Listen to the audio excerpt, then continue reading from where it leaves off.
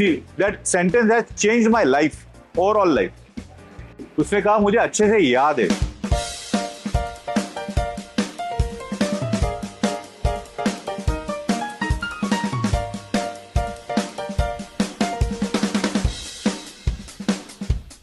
तो आज हम लोग हैं लक्ष्मी नारायण चूड़ा के फैक्ट्री पे। हम लोग ने जैसे एक डॉक्यूमेंट्री सीरीज स्टार्ट किया है, आइकॉनिक प्लेसेस को हम लोग रिसेंटली डॉक्यूमेंट कर रहे हैं। So yes, let's start with the video. Railway station पे वो हरियाणा में ना पकोड़े वगैरह बेचा करते थे, और वो टाइम ऐसा था कि बहुत इंस्टेंट होता था कि किसी अंग्रेज को देखा और वो अगर हिंदुस्तानी हो तो उसको गुस्सा आता था।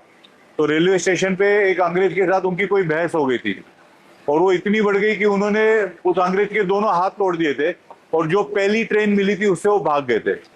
Then he went to Afghanistan, Kabul, Rangoon, Burma. ये ऐसे घूमते घूमते फिर कहाँ सेट हुए, कहाँ सेट नहीं हुए, घूमते घूमते वो पुणे आके सेट हुए। फिर चूड़ा एक ऐसा प्रोडक्ट उनके हाथ में रहा, बहुत अच्छा था। मतलब छोटा बच्चा भी खाए, बड़ा भी खाए, बहुत बूढ़े भी खाए तो भी उनको तकलीफ नहीं होगी। और रेसिपी एंड उसका प्रोसेस ऐसा है कि नेचुरली उसके अंदर शेल्फ लाइफ अच्छा है।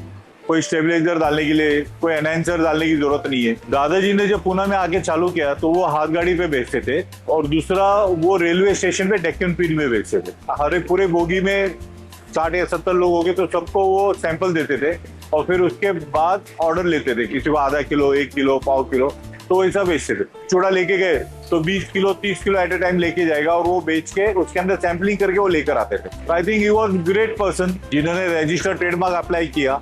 1945 में मेरे ख्याल से अप्लाई किया था, बट मिला हमें 1949 में। जिन लोगों ने खाया वो आज भी आके दुकान पे बोलते हैं, यार डेक्कन फीड में तेरे दादाजी सैंपल बांटते थे और हम आते थे। मैं कहाँ ट्रैवल कर रहा था, और मेरे बाजू में सातारा से कोई एक बुजुर्ग आदमी मेरे बाजू में बैठा था और ट्रैवल कर रहा था। आई वॉज रीडिंग समथिंग, और वो बोल रहा था कि आप कहाँ से हो, तो मैंने बोला पुणे से हो, ये हो। एंड ही टोल्ड मी कि पहले पुणे बहुत सुगंधित पुणे हुआ करता था। उसको ऐसा लगा कि शायद मैं इरिटेट हो गया, क्योंकि मैंने बुक एकदम जोर से बंद की और मैंने बोला हाँ पुणे पहले बहुत सुगंधित था।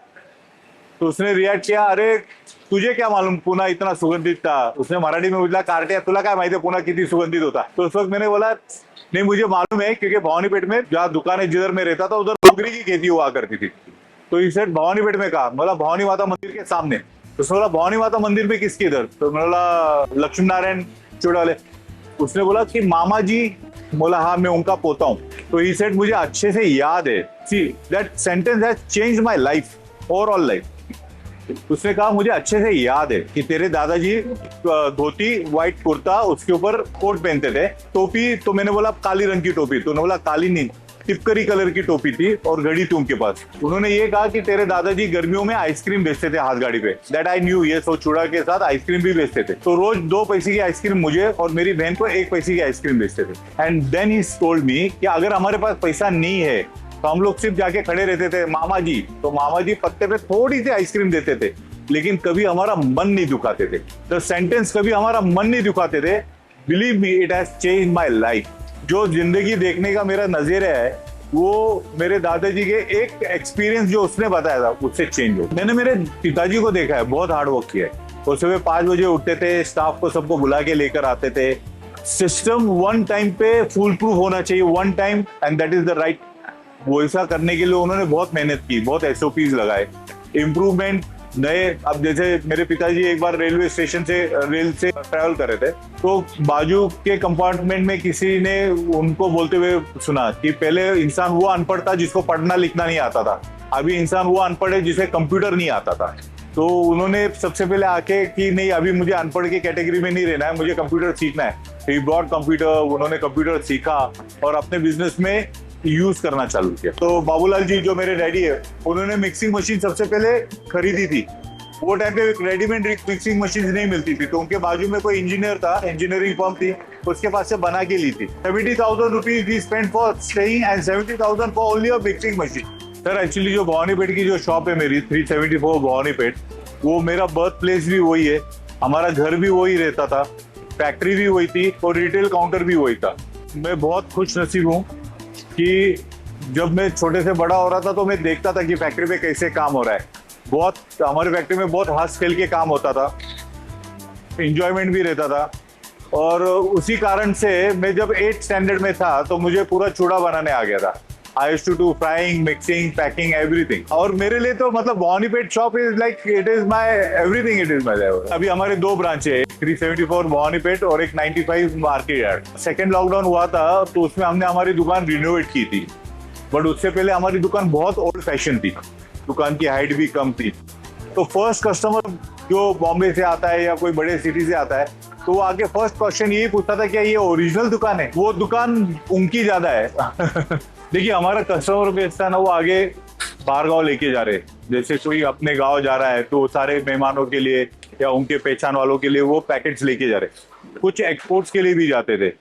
कुछ ऐसे लोग भी आते थे हमारे पास कि जो बोलते थे मैं यूएस लेके जा रहा हूँ, मुझे बहुत अच्छे से पैक करके चाहिए और क्वांटिटी अगर अच्छी हो, तो उसके लिए खास हम लोग करते थे कि बिस्किट का डब्बा आता था तो उसके अंदर अंदर प्लास्टिक लगाते थे, खाकी कलर के पाउच, और फिर वो डब्बे को ऊपर रख के उसको वेल्ड कर देते थे ताकि वो फुल्ली एयर टाइट हो और वो प्रोडक्ट खराब नहीं हो। मल्टी लेयर का ऑप्शन डैडी के सामने आया तो he was like the first thing, अरे हाँ ये लेकर आओ कि अगर ट्रैवलिंग के अंदर कोई अपने क्लोथ के बीच में भी ये रखता है तो उनके क्लोथ खराब नहीं हो। नहीं, फैमिली बिजनेस में आना ही हमेशा से पहले ही रहा है, क्योंकि मेरा बचपन ही पूरा फैक्ट्री में गया है।